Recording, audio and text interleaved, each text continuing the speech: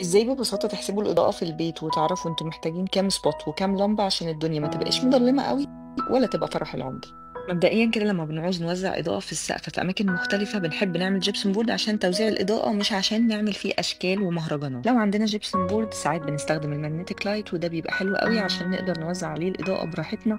الإضاءة حسينا إن هي قليلة ممكن نزودها، وممكن نوزع بدل المagnetic تراك سبوتس، والسبوتس الفريمليس دي هي اللي طالعة موضة، فخليكم في السبوت ده بلاش السبوت العادي. وهي بتبان فاتحة كده في السقف من غير أي فريم وبتنزل نور، ودي مش بتحتاج نأسس لها واحنا بنأسس الجبسون بورد، بس بتحتاج قبل مرحلة المعجون بنركب القطعة الدائرية دي في الجبسون بورد ونحط عليها شاش ونمعجن عليها علشان تبقى متشطبة التشطيب الدهانات مع السقف.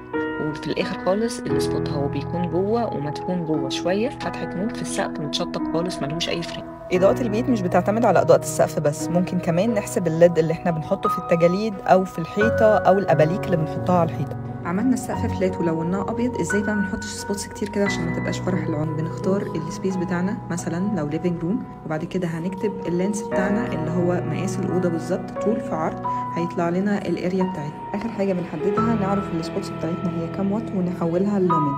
يعني مثلا لو السبوت عندنا 10 واط فهو 150 لومن، بنكتبها في البروجرام وهو بيحسب لنا كام وات. كده في الليفينج روم ال4 في 7 هنحتاج 11 لمبه نوزعهم بقى بطريقه